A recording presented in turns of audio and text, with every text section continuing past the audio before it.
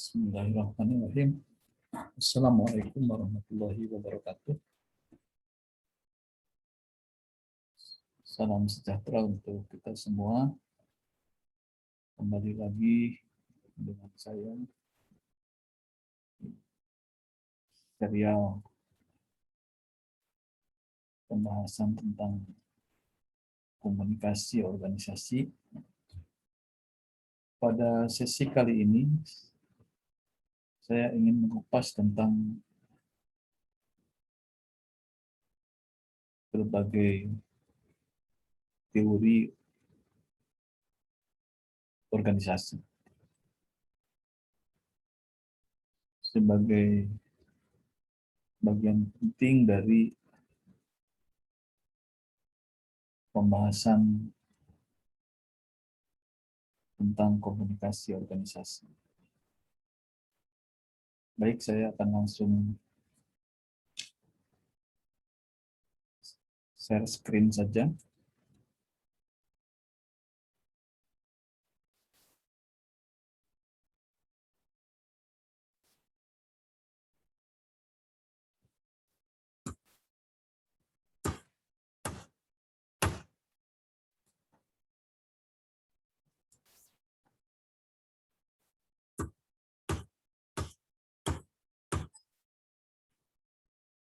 Nah,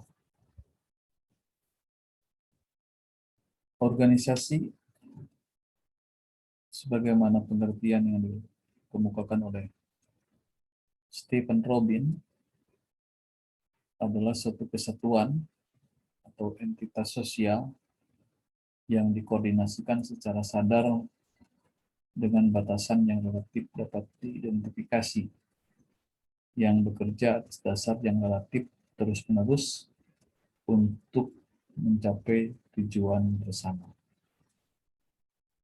Nah, nampaknya apa yang dikemukakan oleh Robin ini melihat organisasi sebagai suatu fenomena sosial yang secara simultan bekerja untuk mencapai suatu tujuan tertentu melalui kegiatan koordinasi yang secara sadar dilakukan. Nah, nampaknya kalau melihat definisi ini, dunia ini tidak lebih dari suatu organisasi besar, di mana para penghuni sebagai sistem berinteraksi satu sama lain, berkoordinasi satu sama lain ya, untuk mencapai suatu tujuan yang dilakukan secara bersama-sama. Nah, berbicara organisasi sebenarnya tidak bisa dilepaskan dari kajian tentang manajemen.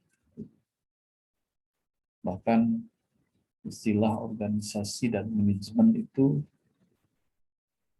sudah merupakan sesuatu yang tidak bisa dipisahkan.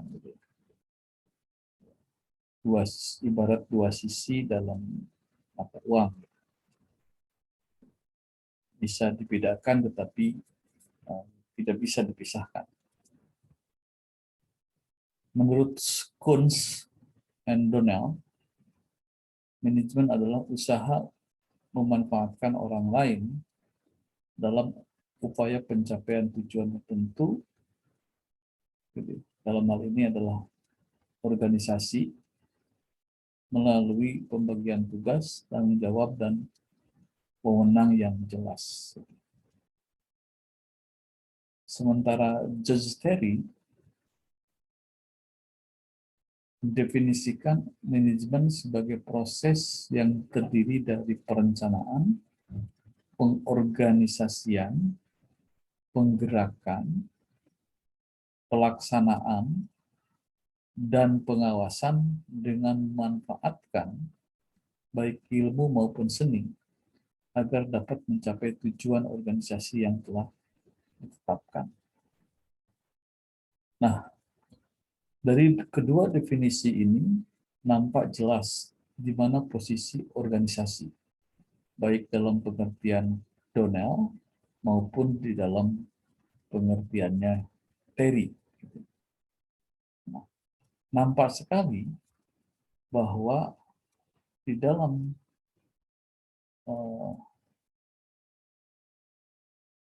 kajian organisasi dan manajemen, organisasi itu adalah wadah. Wadah apa? Wadah dari sekumpulan orang-orang yang ingin mencapai suatu tujuan tertentu, yang di dalam upaya untuk mencapai itu ada pembagian tugas, ada tanggung jawab dan wewenang, serta melibatkan proses perencanaan, penggerakan pelaksanaan, dan sebagainya. Nah, jadi kalau kita ilustrasikan secara sederhana, organisasi itu tadi saya katakan sebagai wadah, gitu. Dan manajemen itu adalah isinya, gitu. Nah, tentu saja antara wadah dengan isi itu, gitu, menjadi sebuah kesatuan yang digunakan untuk mencapai tujuan. Nah, di dalam organisasi dan manajemen, tentu kita tidak bisa melupakan peran daripada orang-orang yang ada di dalam kegiatan tersebut. Nah, pada umumnya mereka yang terlibat di dalam kegiatan perencanaan, pengorganisasian, pengawasan, penggerakan, gitu ya. Atau dalam hal ini adalah orang yang terlibat di dalam kegiatan manajemen, itu disebut sebagai manajer.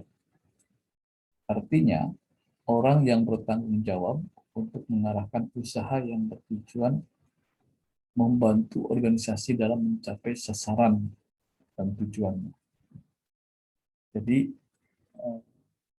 betapa pentingnya atau betapa sentralnya posisi sumber daya manusia di dalam kegiatan organisasi dan manajemen. Nah, mereka-mereka inilah yang secara intens melakukan kegiatan bersama di dalam organisasi tersebut. Nah, namun, karena manajemen itu juga melakukan upaya pembagian tugas, tanggung jawab, dan wewenang, supaya kegiatan itu berlangsung secara terstruktur, sistematis, gitu. Maka kita juga mengenal pemeringkatan daripada orang-orang yang terlibat di dalam manajemen.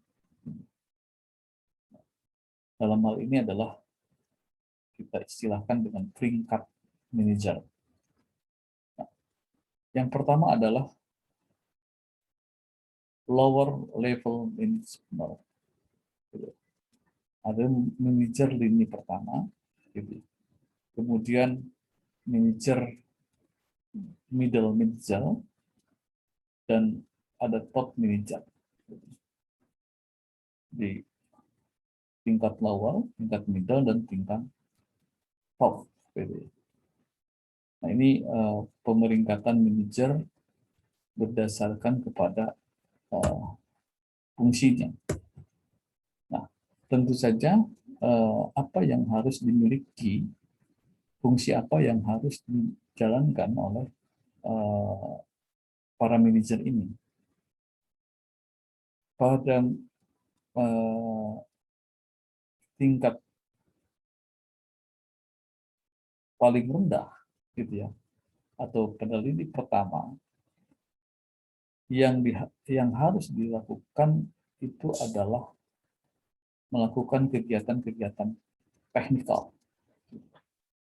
Maka yang harus dimiliki pun adalah segi kemampuan teknis, pekerjaan operasional.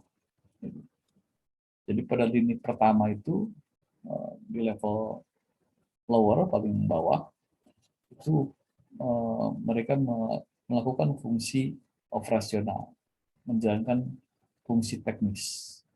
Sehingga yang dituntut juga adalah technical skill. Itu untuk pada tingkatan manajer di lini pertama. Sedangkan untuk manajer di tingkat middle, di tingkat menengah,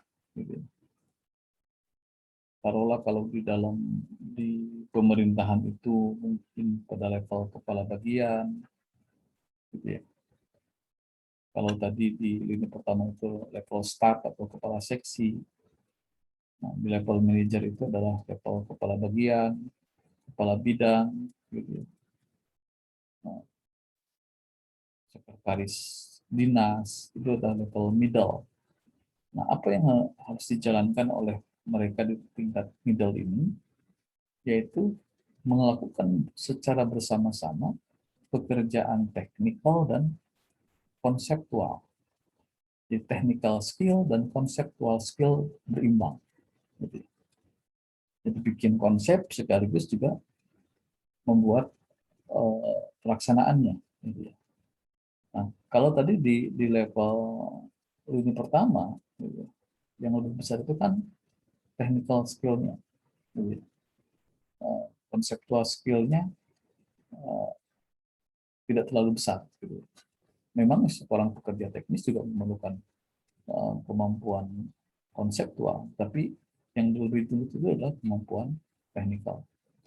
Nah, sedangkan untuk di tingkat middle, ini kemampuan teknikal sama kemampuan konseptualnya 50-50, berimbang. Itu yang dituntut dari seorang pekerja di tingkat menengah atau manajer di tingkat menengah. Nah, sementara untuk di manajer puncak, top manajer, yang lebih dibutuhkan itu adalah conceptual skill. Gitu ya. Kemampuan membuat konsep, membuat keputusan. Gitu ya. Dan technical skill-nya tidak terlalu besar. Ini kebalikan dari manajer di tingkat pertama. Kalau di tingkat pertama itu adalah technical skill-nya yang besar, conceptual skill-nya yang kecil. Sementara untuk tingkat top manager itu kalau di pemerintah daerah itu kepala dinas gitu ya. Kemudian kalau di perusahaan itu direktur utama misalnya gitu.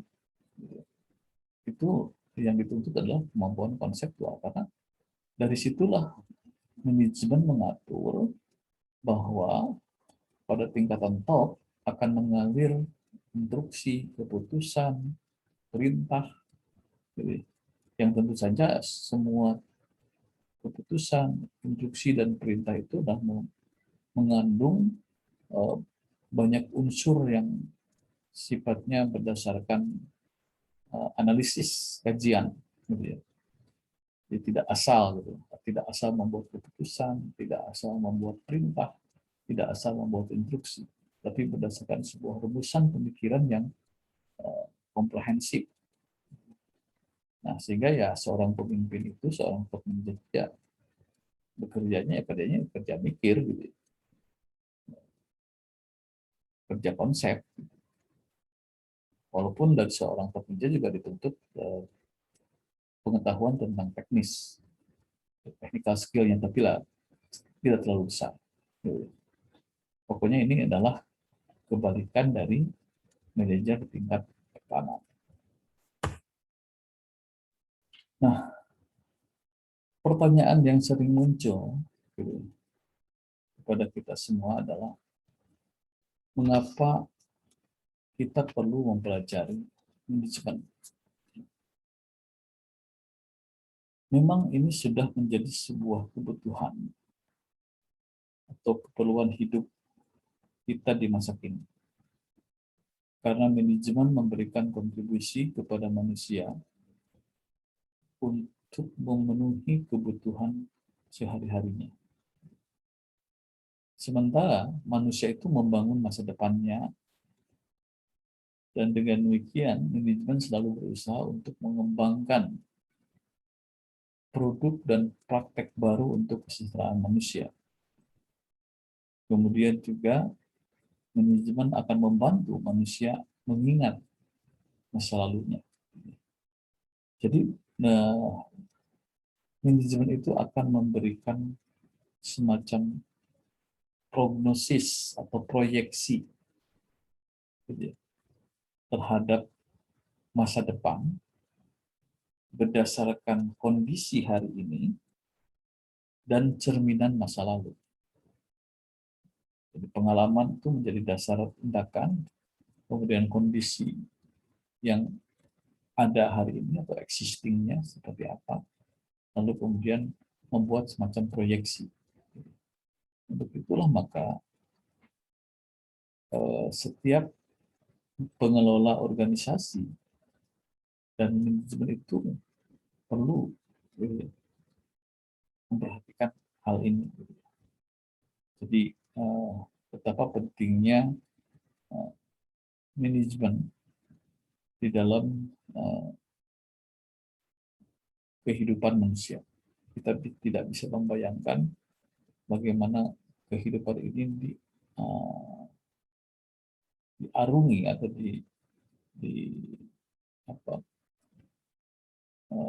dijalani tanpa melibatkan manajemen di dalamnya.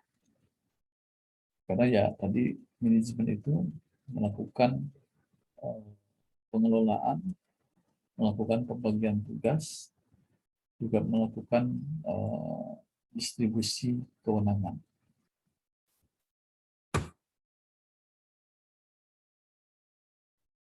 Di dalam studi administrasi dan manajemen, termasuk juga studi tentang organisasi,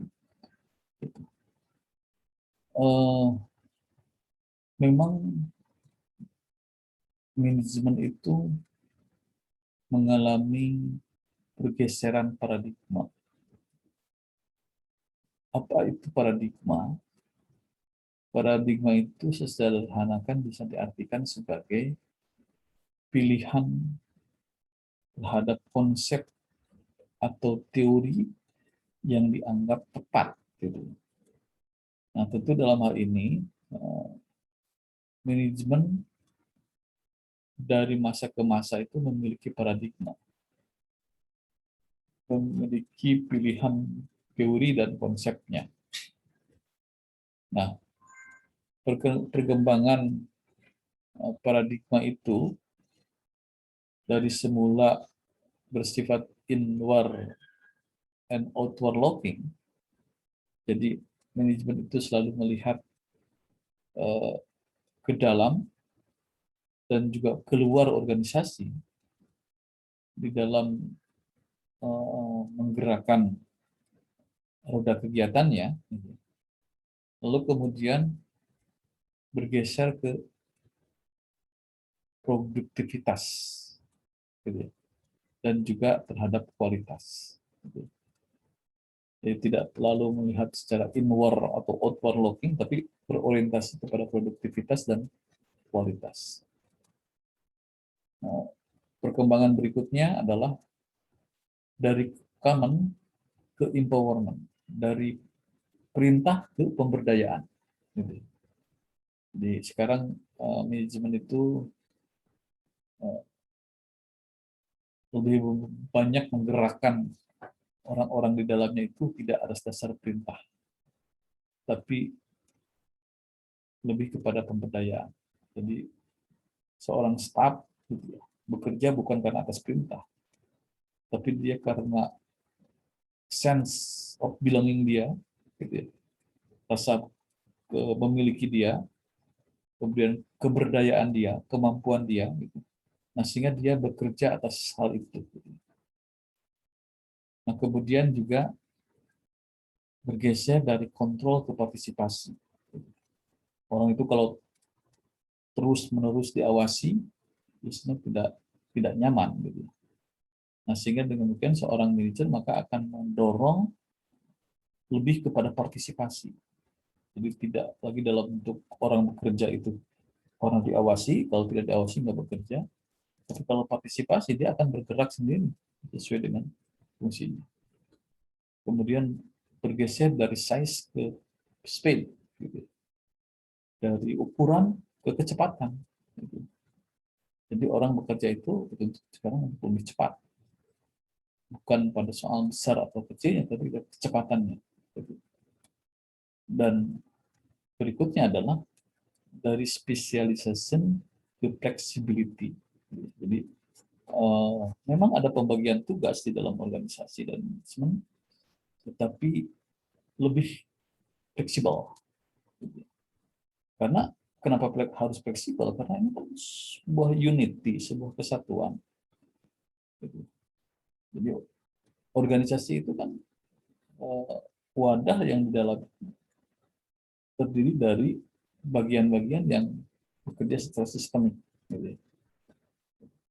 Tentu saja kalau saya ibaratkan seorang kepala seksi perencanaan misalnya di dalam organisasi, nah, tentu dia juga harus fleksibel ketika membuat perencanaan. Dia juga harus melihat bagaimana gitu, dari aspek pelaksanaannya, bagaimana dari aspek budgetingnya. Gitu.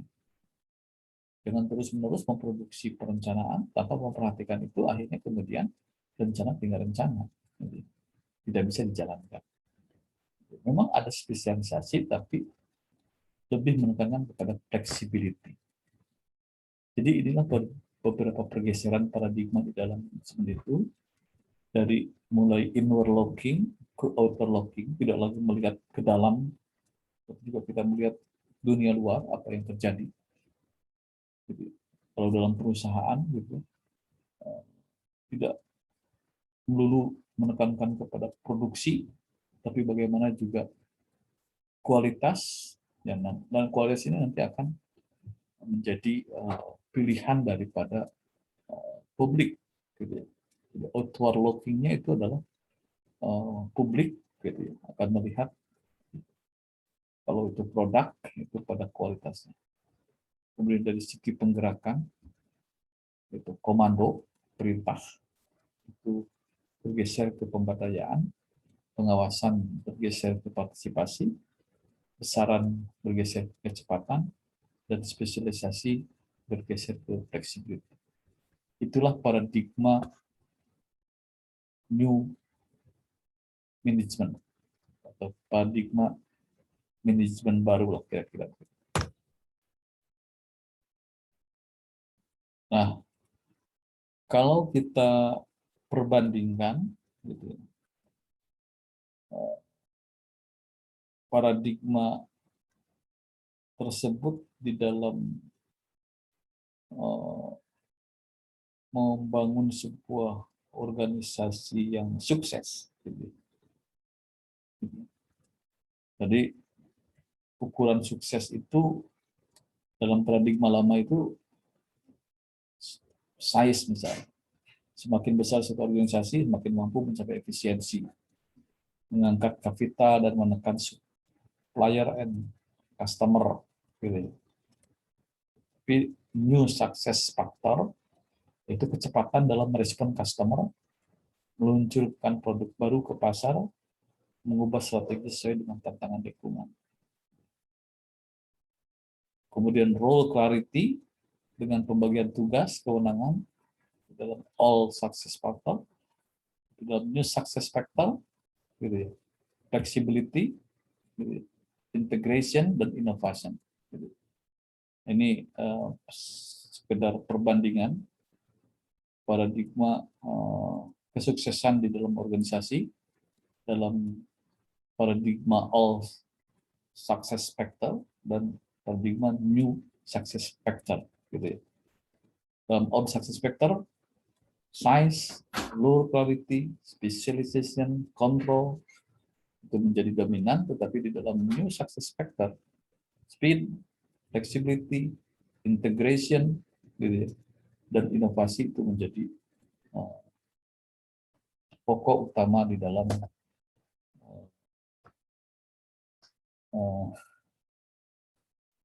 manajemen. Gitu ya.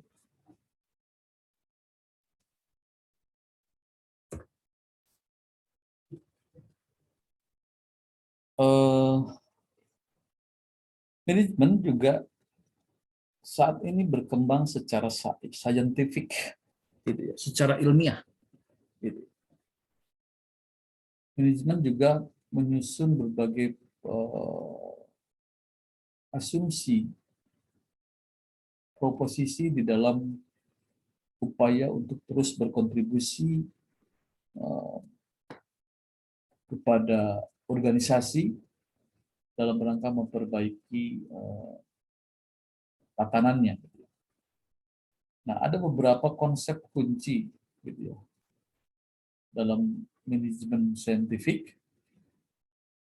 Yang pertama adalah digunakannya metode ilmiah dalam menentukan cara yang paling tepat untuk menyelesaikan kajian. Gitu. Nah, jadi prakteknya misalnya, sekarang setiap organisasi, kementerian, lembaga, perusahaan, itu selalu ada divisi litbangnya, divisi penelitian dan pengembangan. Itu tidak lain adalah karena manajemen memandang bahwa gitu, penerapan metode ilmiah di dalam setiap proses pengambilan keputusan, di dalam operasional kegiatan, maupun di dalam evaluasi terhadap pencapaian kegiatan, itu sejauhnya menggunakan prinsip-prinsip dasar-dasar saintifik atau metode ilmiah. Nah, key konsep yang berikutnya adalah penekanan pada job atau pekerjaan, seleksi dan pelatihan karyawan, serta kerjasama antara pekerja dengan manajemen. Jadi, satu sama lain, pekerjaan itu keberhasilannya akan ditentukan sejak seleksi karyawan.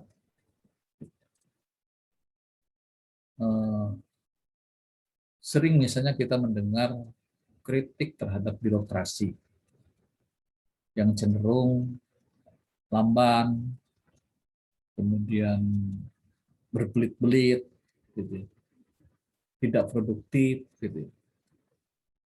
Saya kira mungkin saja ini juga terjadi. Bagaimana kemudian proses rekrutmennya, seleksi kepegawaiannya. Kalau misalnya didominasi oleh praktek KKN, gitu ya,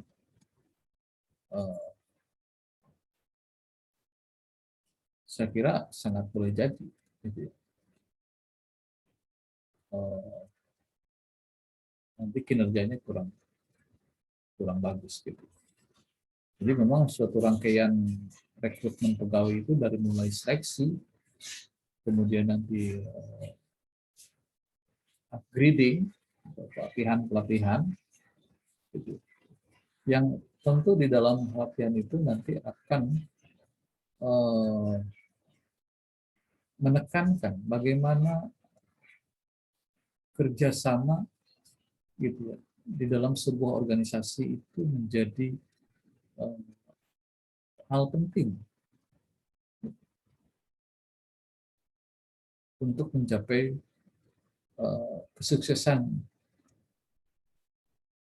dalam pencapaian tujuan. Nah, semua itu kan sekarang sudah banyak kajian-kajiannya, buku-bukunya tentang bagaimana cara menetapkan metode ilmiah di dalam penyelesaian tugas, di dalam membangun sebuah organisasi dan manajemen. Nah, sehingga dengan demikian maka kita melihat bagaimana scientific management itu mampu berkontribusi di dalam meningkatkan produktivitas dan efisiensi organisasi. Juga scientific management juga mampu memperkenalkan metode ilmiah di tempat kerja. Bahkan kepada sampai pada sistem imbalan berdasarkan kinerja. Nah, inilah kontribusi scientific management ke dalam praktek manajerial sehari-hari. Jadi produktivitas meningkat, efisiensi dapat dilakukan, kemudian juga kinerja dapat melompat, gitu. Karena sistem imbalan juga diterapkan berdasarkan kinerja, gitu ya. Manajemen itu berbasis kepada kinerja. Misalnya orang dapat tunjangan itu, gitu. Sama kalau kehadiran penuh, gitu. Tidak hadir, potong tunjangannya. Kemudian pekerjaan juga kinerja honor juga berbasis kinerja. Ketika selesai tugas ada insentifnya, tapi kalau tidak mampu menyelesaikan tugas tidak ada insentifnya. Kira-kira itulah kontribusi scientific management terhadap manajemen sehari-hari. Namun di dalam hal ini kita juga melihat adanya keterbatasan di dalam manajemen ilmiah. Gitu. Pertama adalah terlampau menyederhanakan faktor motivasi individu. Jadi memang penting ini dipahami soal motivasi di dalam organisasi. Jadi mau apapun, mau bergerak kemanapun, karyawan ini kalau motivasinya sudah nggak ada, ya susah. Nah, sehingga janganlah terlalu mengabaikan hal ini. Jadi, sebagai top manager, sebagai direktur, sebagai kepala, kita harus mengenali betul motivasi dari karyawannya. Karena kalau mereka bekerja sudah tanpa ada motivasi, ya itu akan kehilangan produktivitas.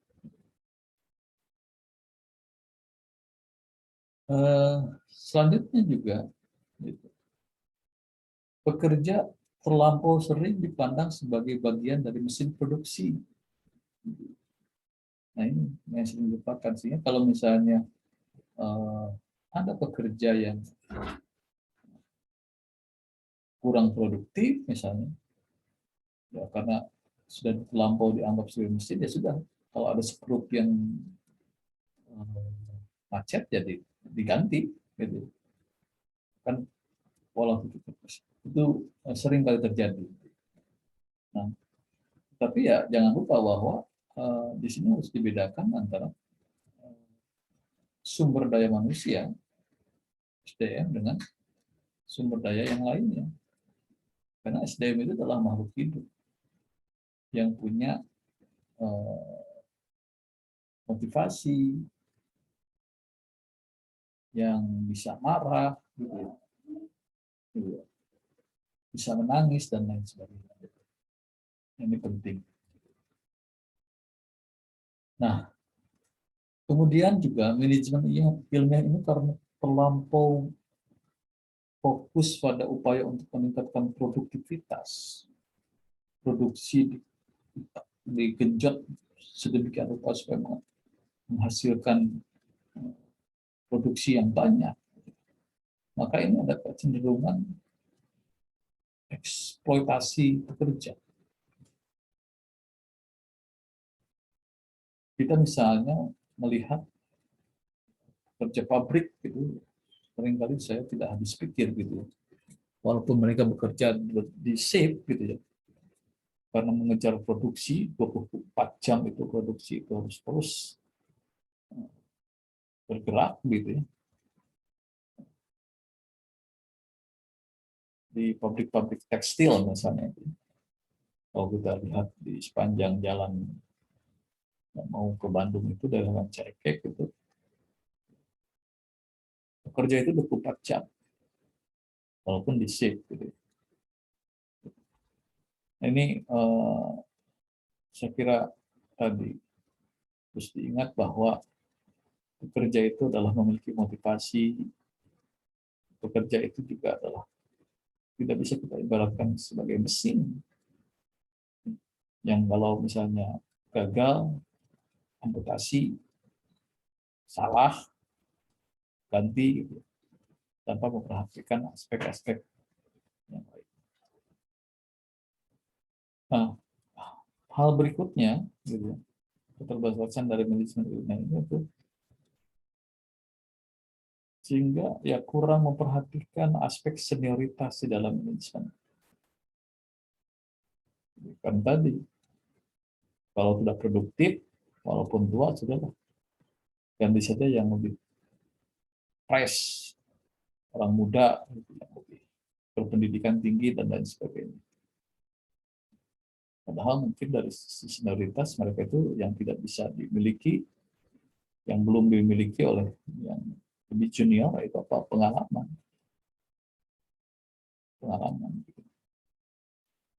Seringkali ya problematika itu bisa diselesaikan solusinya kalau tidak secara teoritis ya secara empiris, pengalaman. Bagaimana pengalaman membuktikan. Gitu. Jadi intinya kalau saya sih melihat bahwa di dalam organisasi dan manajemen itu intinya kolaborasi. Gitu.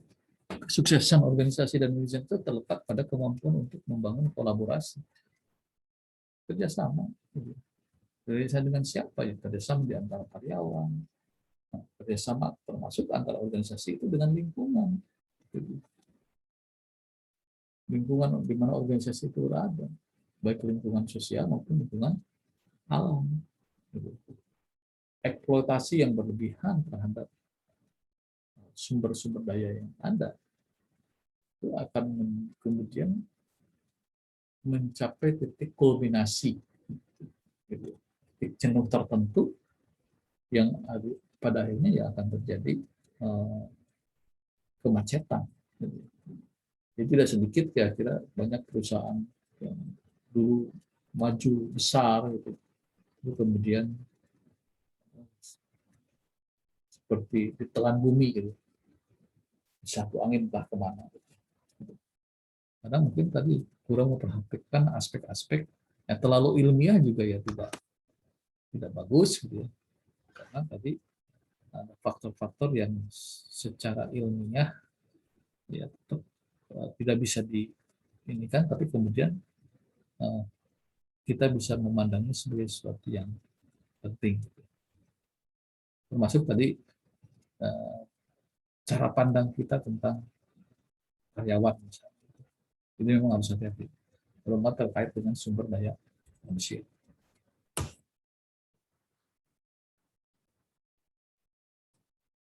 Nah, di dalam manajemen ada beberapa hal yang terkait dengan prinsip-prinsip manajemen. Gitu. Misalnya dari 5 fungsi: planning, organizing, actuating, coordinating, controlling, directing, budgeting, fungsi-fungsi manajemen. Kemudian juga kita mengenal ada 14 prinsip manajemen dari Henry Fayol, seperti eh, hierarki wewenang, tanggung jawab, pembagian tugas, gitu ya, dan lain sebagainya. Nah, kemudian eksekutif manajemen merumuskan tujuan organisasi, gitu, dalam hal kemudian juga melindungi karyawan serta menjaga komunikasi. Jadi manajer harus merespon perkembangan dan perubahan. Nah, kontribusi daripada administratif manajemen memandang manajemen sebagai profesi yang dapat diajarkan dan dikembangkan, kemudian menekankan pada aspek kebijakan umum dari top level manager, serta menawarkan prinsip kiat atau manajemen yang universal.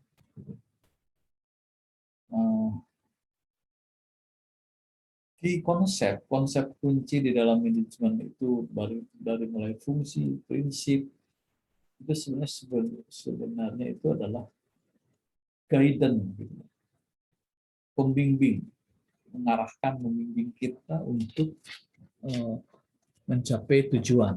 Gitu.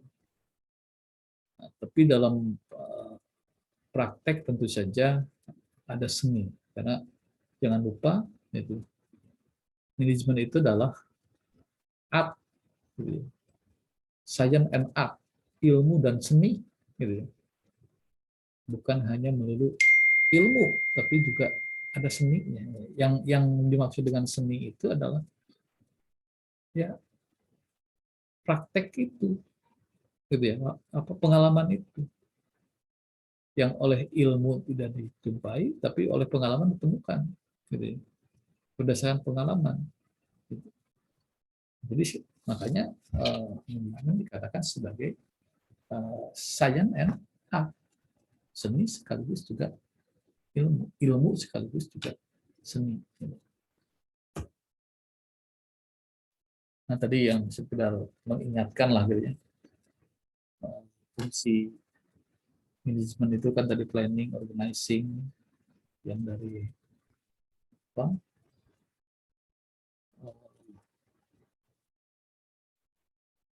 Planning, organizing, actuating, controlling, POEC, yang paling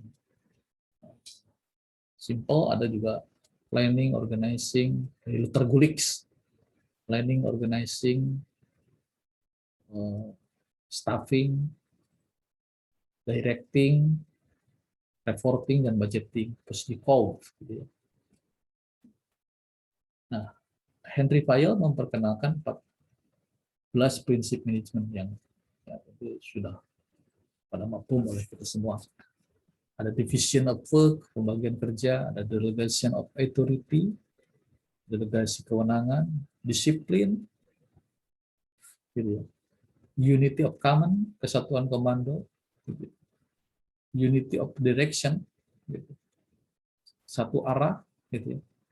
Subordination of individual interest to general interest, gitu ya. Mementingkan kepentingan umum di atas kepentingan pribadi, menekan, mensubordinasikan individual interest to general interest.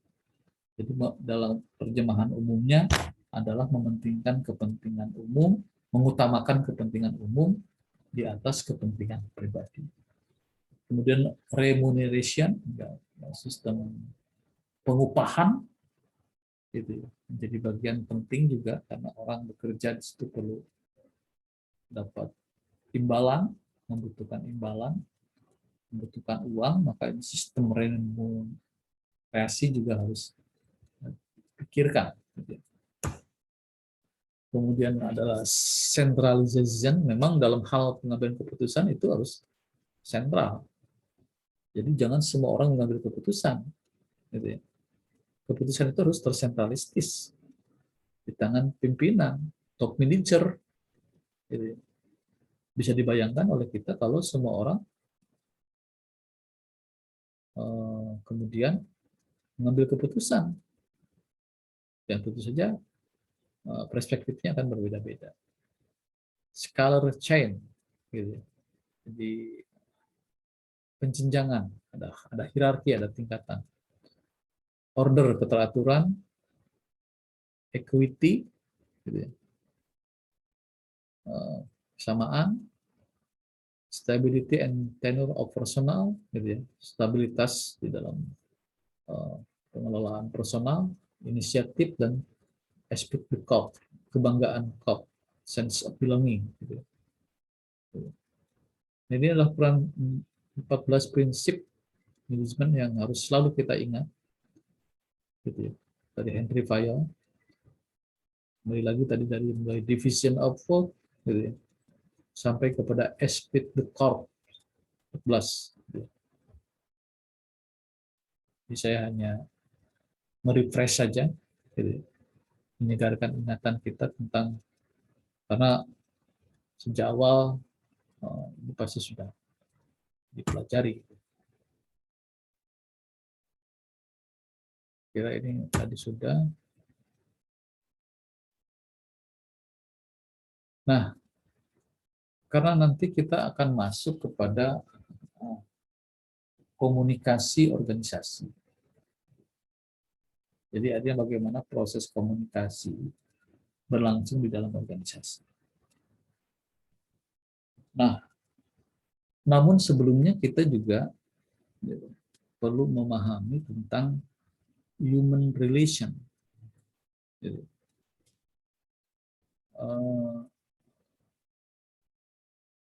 Hati-hati di dalam menerjemahkan human relation. Karena ada yang menerjemahkan sebagai hubungan manusia.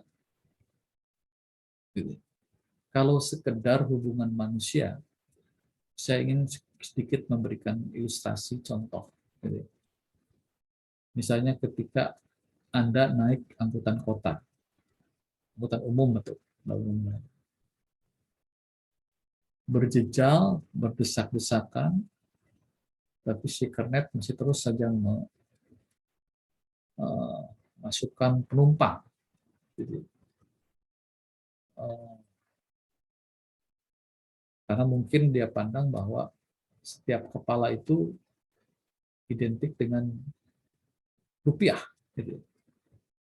Kalau misalnya ongkosnya itu Rp1.000, maka ketika ada orang berdiri di pinggir lapangan itu sudah langsung pikirannya, oh ini uang 1.000 nih.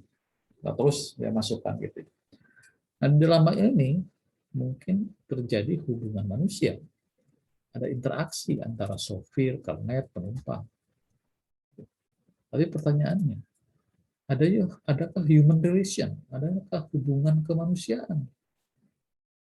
Gitu.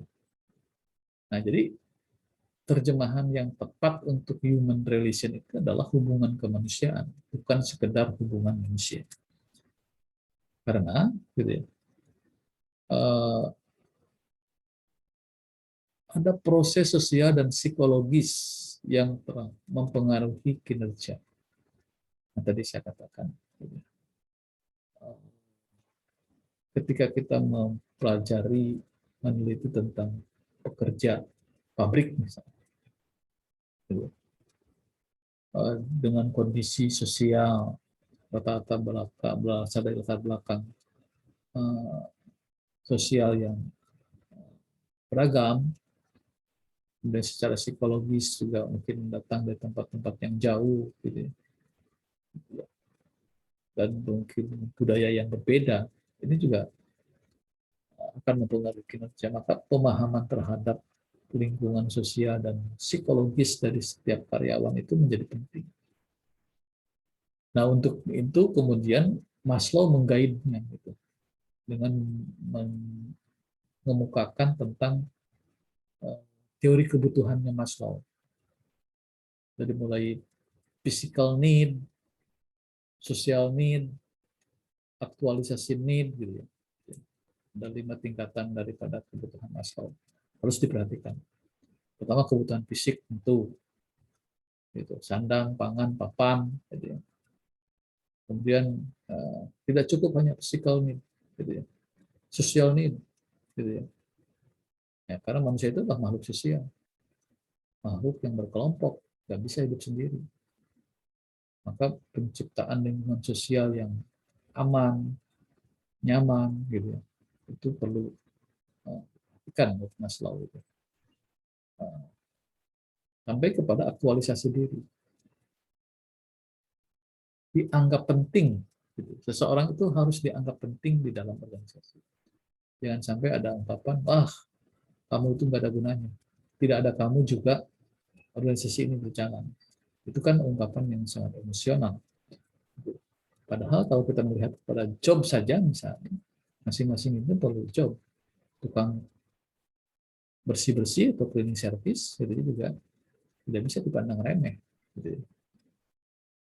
Ya, jobnya itu adalah cleaning service. Gitu. Bisa dibayangkan kalau fungsi ini tidak berjalan, apakah seorang direktur mau mengerjakan pekerjaan cleaning service?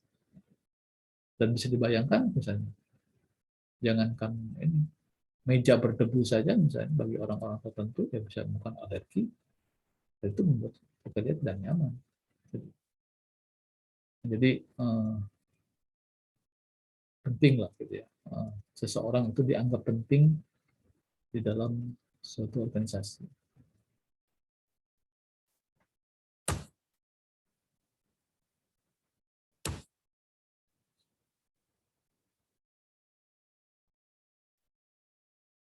Nah, ada banyak tulisan dari para ahli strategi tentang organisasi. Mulai dari Machiavelli sampai pada Sun Tzu. Menurut Machiavelli misalnya, organisasi akan lebih stabil bila para anggotanya mempunyai hak mengutarakan perbedaan yang ada dan menyelesaikan konflik dalam organisasi mereka. Ya, artinya satu sama lain, gitu ya, para karyawan, gitu ya, harus diberi ruang untuk berekspresi. Gitu. Kemudian organisasi akan terus berlangsung kalau diserahkan kepada banyak orang untuk memeliharanya. Jadi ya, keberlangsungan organisasi itu sangat bergantung kepada semua orang. Gitu. Jangan ada anggapan bahwa ini bergantung pada seseorang. Walaupun misalnya itu perusahaannya itu perusahaan swasta, pribadi, gitu ya. Tapi ya, apalah artinya sebuah organisasi tanpa anggota? Apa artinya sebuah perusahaan tanpa karyawan? Menjadi hilang kan esensi perusahaannya. Gitu. Kalau tidak ada karyawan. Kemudian berikutnya adalah manajer yang ingin mengubah organisasi yang sudah mantap. Nah ini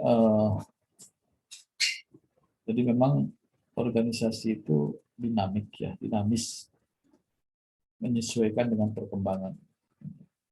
Nah, sehingga senantiasa perubahan itu sendiri yang pasti berubah terus. Jadi perubahan itu menjadi sesuatu yang hakiki di dalam organisasi. Jadi nggak boleh stagnan. Kalau stagnan ya. Nah, misalnya sekarang organisasi terhadap perkembangan IT, teknologi informasi, tidak lagi kita bisa mengabaikan tentang hal itu. Karena kalau itu abai, sekarang misalnya perbankan, teknologi yang paling cepat mengadopsi teknologi misalnya. Dulu orang mau menyimpan uang, mau ngambil uang, itu manual. Harus datang ke bank, bawa buku tabungan, bawa identitas, tidak bisa diwakilkan.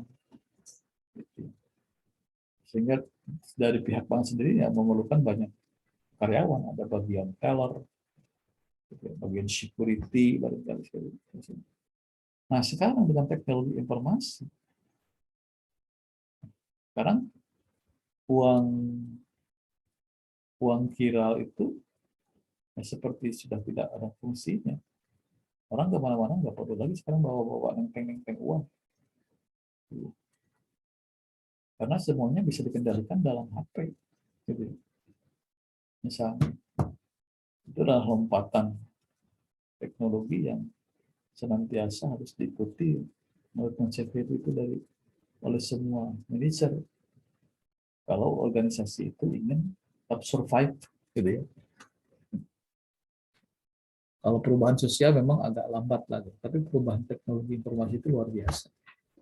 Dalam 10 tahun terakhir misalnya, luar biasa. Dan itu mengubah perilaku.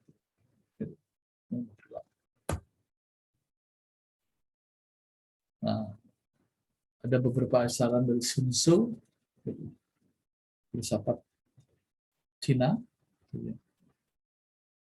Kalau musuh maju kita harus mundur, kalau musuh berhenti kita ganggu, kalau musuh berusaha menghindar pertempuran kita serang, kalau musuh mundur kita kejar. Ini kan prinsip manajemen gitu ya, yang ya, mengambil dari kejadian peperangan gitu. Oleh Sun Tzu kemudian dirumuskan, diabstraksikan ke dalam kalimat-kalimat yang seperti ini. Menarik, sederhana, tapi kita bisa mengerti. Gitu. Bagaimana dalam hal ini tadi di awal kita berbicara soal prinsip flexibility, fleksibilitas di dalam organisasi dan manajemen. Kalau musuh maju kita mundur.